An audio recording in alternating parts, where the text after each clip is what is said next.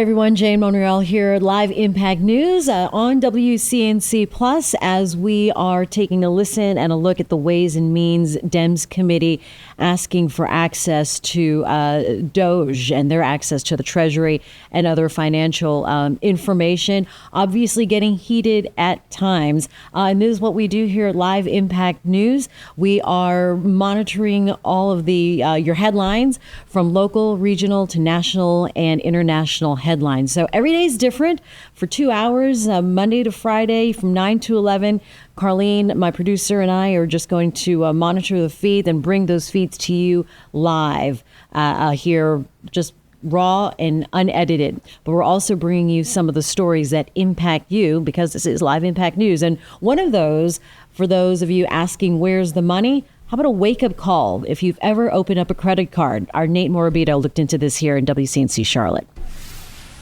It usually starts with a phone call or mail from a vaguely named company about past debt that tends to catch people off guard and leave them skeptical. After all, this is not the original company they first did business with. Instead, it's a company that bought their debt long after it went unpaid. Attorneys say the last thing consumers should do is ignore it or pay it.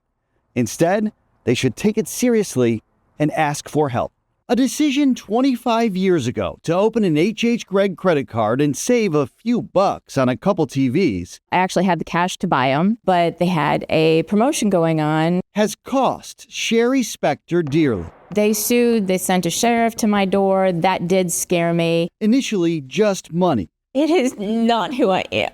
But over time, may be more devastating. For the people that know me would be so surprised. Some of her confidence. But they would not be surprised that I fought to the very end.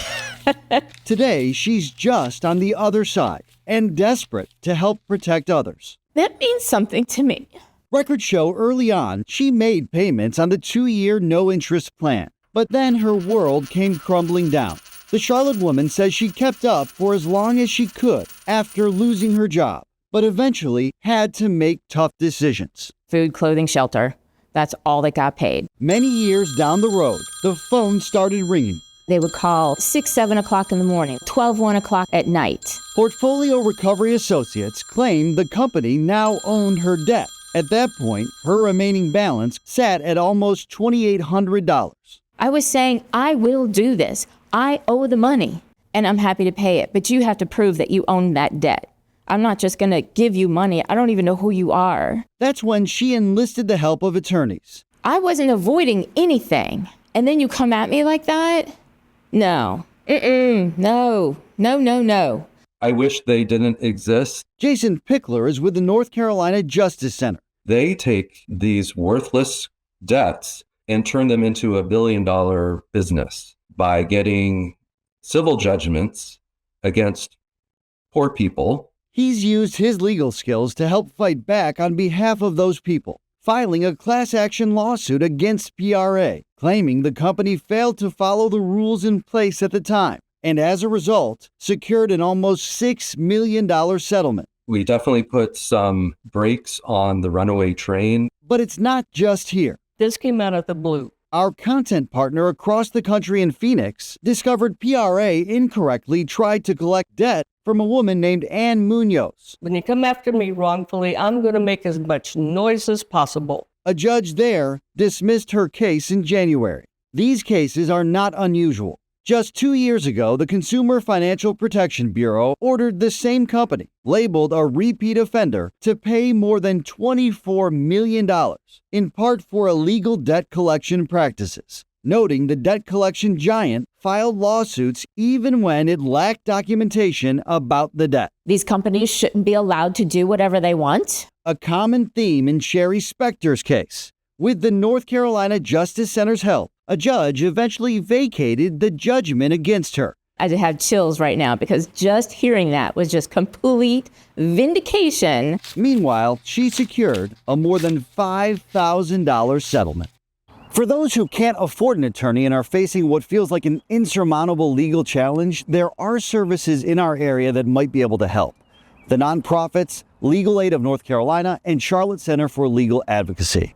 As for Portfolio Recovery Associates, a spokesperson would not talk specifically about any case, but in a statement assured us the company follows strict local, state, and federal regulations and laws while striving to act with integrity and treat customers with respect and empathy at all times.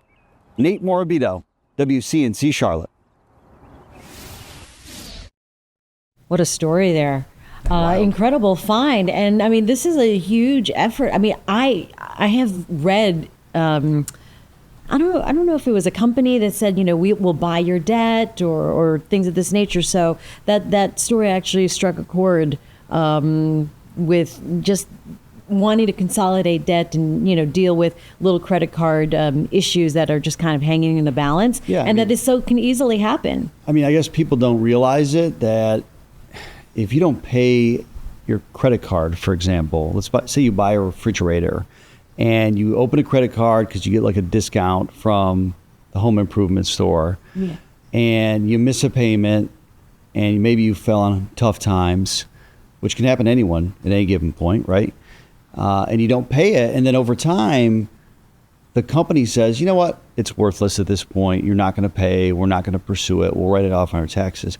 Well, these other companies come in kind of on the back end, and then they'll buy that debt that's worthless to the other company for a very small amount, and then they'll try and collect it. And just imagine how much money they can make if they do that for tens of thousands of people. And I think the big takeaway for this story is you can't just ignore it. There's probably a solution somewhere in the middle where you don't just pay it, but you don't ignore it. You can kind of either come to some agreement, or you can maybe they're breaking some rules. You can push back, and then you won't have to pay the full amount. You're going to hear from some people that say, well, I mean, you didn't pay your debt in the first place. You should owe it. And in the woman in our story you heard from, Shari, I mean, she said, yeah, I owe the money. I have no problem paying the exactly. debt. Right. You have to prove that you own it. It'd be like Jane calling me up and saying, hey, I own your debt now. You're going to have to pay me. Right. Well, I mean, show me the paperwork. That's all she was saying there. And I think what attorneys are saying, particularly with this company, is that they have a history, a track record of not always backing up the documentation. And there are rules. And if you don't follow the rules, you're not going to win in court. But if you don't fight them in court, you will lose. This seemed like a heavy lift for the story itself. You had some collaboration, right? Yeah, I mean, that's what I love about this job as an investigative reporter. Like, first of all, we get collaboration from viewers and from people that give me tips all the time, right? That's some of the stories we get are from people like that. But in this case, one of my friends in the investigative news business at KPNX, our station in Phoenix, Katie Wilcox, was working on a story there about a woman named Ann Munoz. You heard from her in our story as well. This PRA came after her for debt that she said wasn't hers, and she got the case dismissed. Well, through it, Katie kind of started talking with Jason, the attorney who's in North Carolina, and realized there was this massive settlement here in North Carolina with this company, this class action lawsuit. And she said, you should really look into it there too. So I talked with Katie about it. Then I reached out to Jason. We found Shari, who puts the face on this story. And something about Shari I just want to point out. She was so embarrassed by the situation because she says, that's not who I am, right? And she really felt bad that people would perceive her as some kind of failure. And you could see the raw emotion coming from her there. Like, it's heartbreaking. That's to my point. If you have empathy for people, that people are going to fall on hard times, even if you have everything together. One decision that maybe it's out of your control, now you've got to decide, can I pay for food? Can I pay for my mortgage? Do I pay for the 2 TVs I bought? I mean, in that decision, it's kind of an easy choice, I guess, right? Yeah. And so I was really proud of her from being vulnerable in that interview, because I think it would have been really easy to just say, oh yeah, I was going to pay it. But to say, look, this is embarrassing to me. The people that know me are going to have no idea that I've been through this.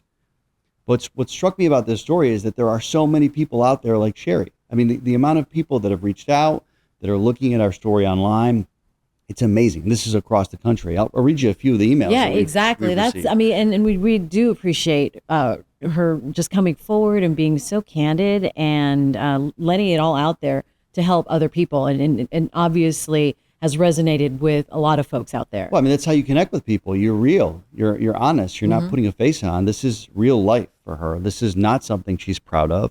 But hey, she's proud that she won. She fought. She won. And she should be. And I think other people are now learning from her. And I actually texted her yesterday because, just so many people are watching the story. And I said, you should be proud that you're helping people.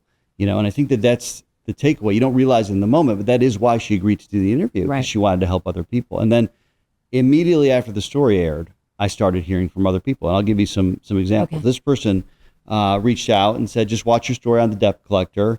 Great information. You mentioned 2 Charlotte companies. They're actually nonprofits that can help with legal aid. What are the names of those nonprofits? We mentioned it there in the story, but you're going to find these kind of legal services across the country, no matter where you live. They're usually nonprofits. Here it's Legal Aid of North Carolina and Charlotte Center for Legal Advocacy. Plus you had the North Carolina Justice Center that fought PRA. But you're going to have nonprofit legal services across the country that might be able to help you out, particularly for those people who can't afford an attorney. And it's not just for this kind of issue. I mean, they can help with housing issues. They can help with a variety of legal challenges people face. Here's another one. I saw your article on WCNC.com. I was moved with great hope after I read your story.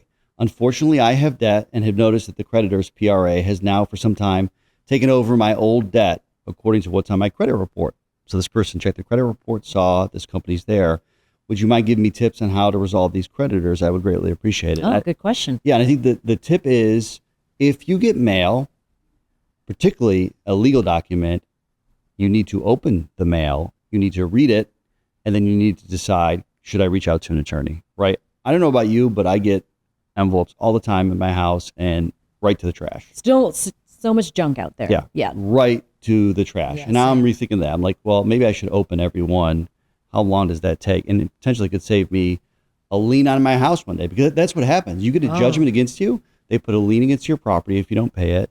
Then let's say you sell your house, you're trying to sell your house. They get the money first. Right. That's